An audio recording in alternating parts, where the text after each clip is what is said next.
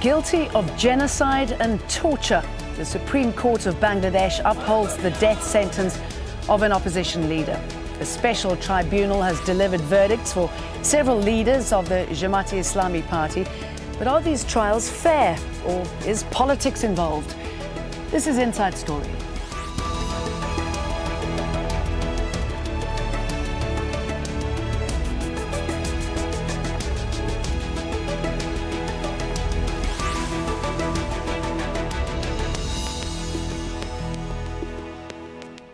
Hello, welcome to the programme. I'm Jane Dutton. A conservative political party in Bangladesh is calling for a countrywide strike to begin on Wednesday. It comes as one of its senior members lost an appeal against his death sentence. Mohammed Kamaruzzaman is the Assistant Secretary General of the Jamaat-e-Islami political party. Last year, he was found guilty of genocide and torturing civilians during the 1971 War of Independence with Pakistan. The party's leader and another senior member have also been sentenced to death in recent days for similar crimes. Bangladesh's Prime Minister Sheikh Hasina has called the trials a long overdue effort to obtain justice for war crimes 4 decades after Bangladesh split from Pakistan. But critics say she's using the tribunals to weaken the country's opposition parties. In a moment, we'll be talking to our guests. But first, this report from our correspondent in Dhaka, Mahasata. Saidur Rahman is visiting a memorial for civilian victims of war crimes during Bangladesh's struggle for independence. During the war, Saidur's entire family, father, mother and 3 siblings were killed. I always say that if I can draw 2 breaths before I die, with the first breath I will say a prayer to Allah, and with the second breath I will wish that the war criminals are punished for what they did. The war for independence from Pakistan was short but bloody. Historians estimate 300,000 to 500,000 people were killed in 9 months by the Pakistani military and its local collaborators. That many of these collaborators have continued to live as free men is something that angers many. One of Prime Minister Sheikh Hasina's election promises was that she would finally bring war criminals to justice. However, the war crimes trials have been largely overshadowed by controversy, with critics claiming that the process has been politicized. Many of those on trial are leaders of Jamaat-e-Islami, Bangladesh's largest conservative political party. Last year, Jamaat activists took to the streets in protest, saying their leaders were being persecuted for being in the opposition ahead of a general election. Over 500 people were killed in the political violence that followed. This year had been quiet, no verdicts and no violence, until now. Some are concerned about the 3 verdicts that were announced over the past week. Only the Supreme Court is supposed to know when the verdicts will be announced and what they will be. But we saw in the past weeks that several journalists are coming out well ahead of time and saying that the verdicts will be announced on these days and that they will be this and that. This raises questions. The government says such allegations are baseless. We are trying people who have actually committed war crimes, who have been responsible for genocidal acts, rape, mass killing. So to term this extreme violation of human rights and genocide into a political case defies imagination. Regardless of the controversy, the death sentences are being hailed by many as bringing closure to a country that needs it. But with Jamaat responding by calling for a week-long general strike, there's tension once again in Bangladesh. Mahir Sattar, Al Jazeera, Dhaka.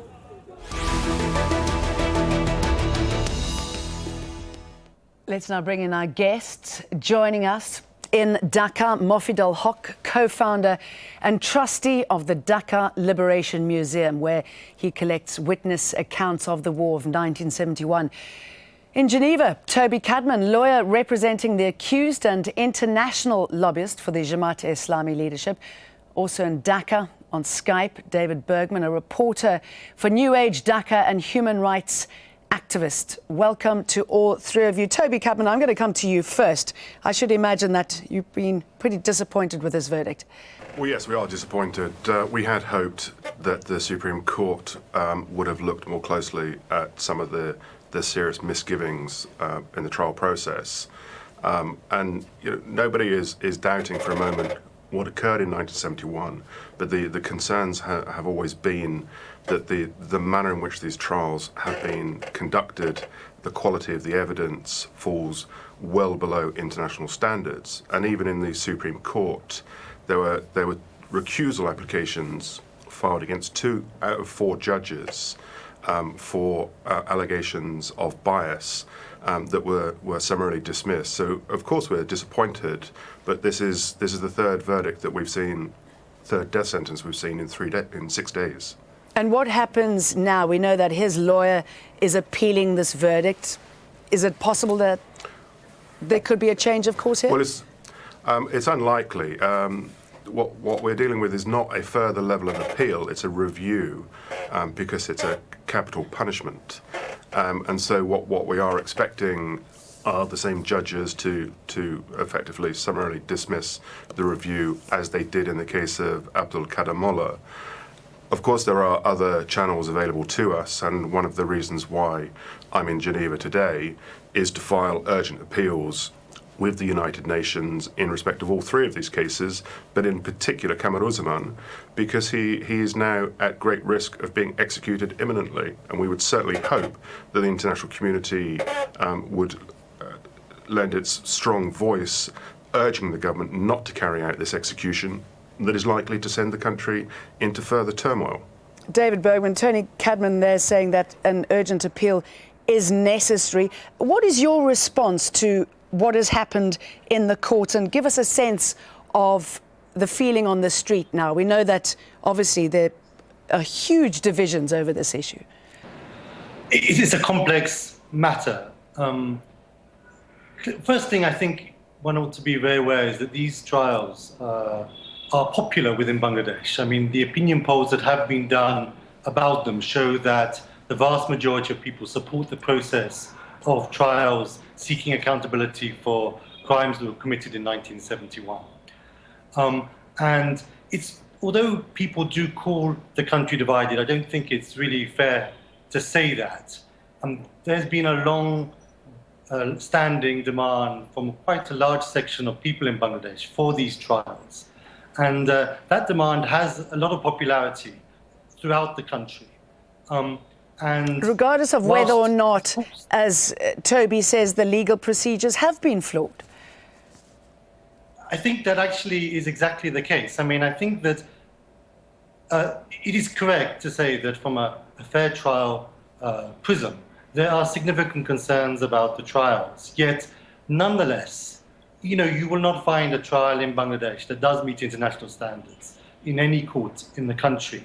And so many people will think, well, even if there are criticisms of these trials for fair on these matters of due process, why should these particular individuals be treated any differently? And that's an important matter to keep in perspective. Mufid al-Haq, you've studied the 1971 war in great detail. You know a lot about the victims, the perpetrators. What is your response to what happened in the court today? Well, not only today. In the last 1 week, we have got 3 verdicts, and almost all the major perpetrators has been put on the dock. They have faced the justice through due process of law, and one by one the verdicts is given. And I think when one is face to face with this establishment of justice process, one cannot forget the long years of denial of justice, and also the denial of the reality of 1971 genocide, which became a kind of forgotten genocide for international community. And the people have to struggle very hard to establish their right to justice. The process started after independence in 1973. The International Crimes Tribunal Act of Bangladesh was adopted in the parliament. And those were actually landmark legal documents, because the world community was not ready actually to address the international crimes at that time because of the Cold War rivalry. UN was in inaction, and one academic, Dian Orentlischer, has termed this period as 50 years of silence. What happened in the post-Nuremberg period till the establishment of ICTR and ICTY. Knowing the verdicts that have been handed down, I mean, do you think it's correct considering what these men are alleged to have done?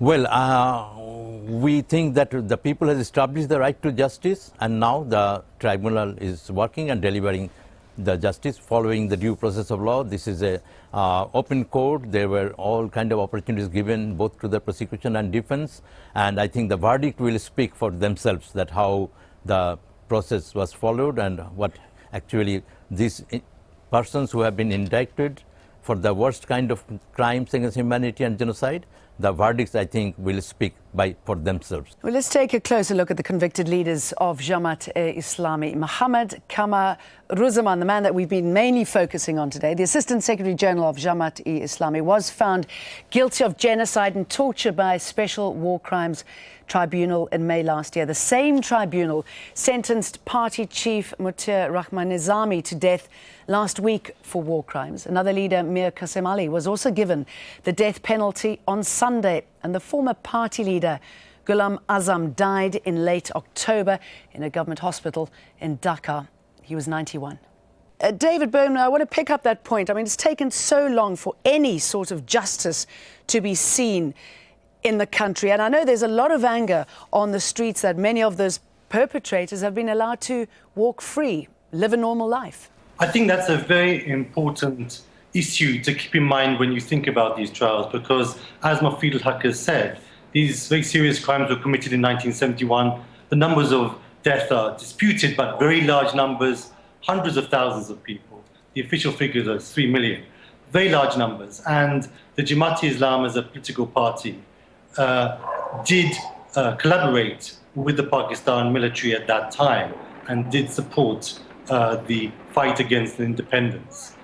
Yet, despite that, over the years, because of various issues relating to the way politics took place in the country, the Jamaat-e-Islami was able to grow as a political party and became a significant actor in politics. So 40 years later, there was a situation in the country where many of the leaders of Jamaat-e-Islami, who people believed had been involved in collaborating with the Pakistan military during 71, were powerful politicians who seemed to be completely able to escape any possibility of accountability.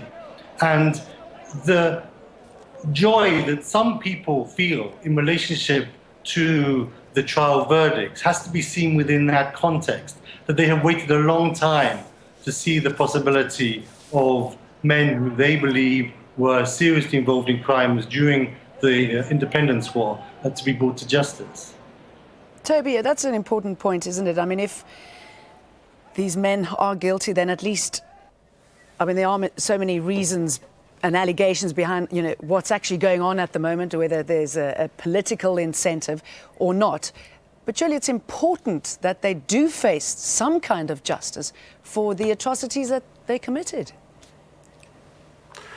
I mean, first of all, I would say, and I've always said, that this is a highly politicised process, and I don't consider these to be proper trials. That being said, of course, it's absolutely essential that there is a process of accountability. I've maintained that position in the 3 years that I've been involved in these trials, that it is actually shameful that there hasn't been a process of accountability in the 40-plus years since this war took place. Mm-hmm. And this is one of the worst conflicts in history.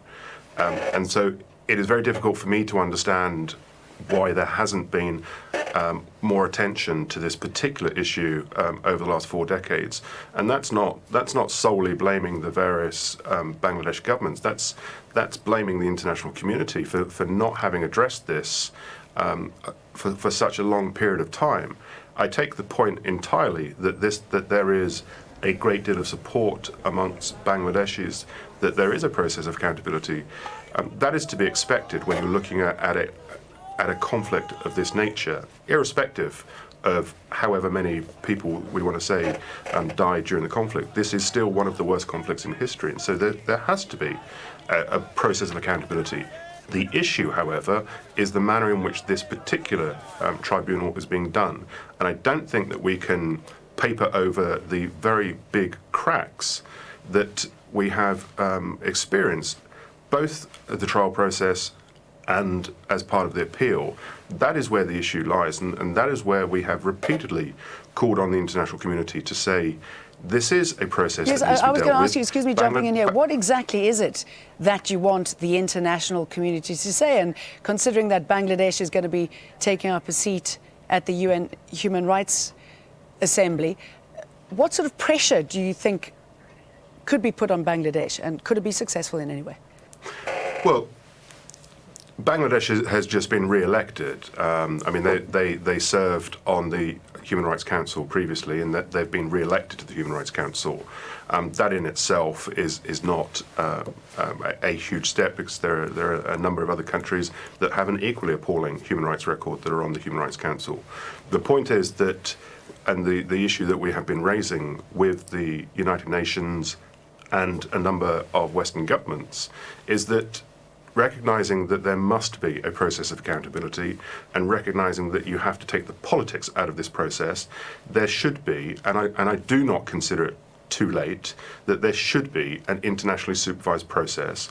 All of these trials, my personal view, having looked at the very serious flaws, that there should be a proper inquiry, because we're not talking about procedural irregularities. We are talking about allegations of government interference, perjury, political and judicial misconduct at a very high level. That in itself is sufficient to render any trial in breach of international standards, and retrials should be ordered. Toby, I'm going to bring in Fidel here. He's been trying to say something. I think, I think these are all, coming from someone who has been engaged by the defense to be their spokesperson, to be their lobbyist, and these are not the voice of those who anyone can have a critical appraisal of the whole justice process. But there cannot be any denying of the right of the justice, and also the justice could not be established for long 40 years, because when Bangladesh made a lone start in 1973, there were many international pressure. Bangladesh was not even allowed to be a member of the United States till 1974, and the Pakistani prisoner of wars who have been accused for war crimes had to be repatriated.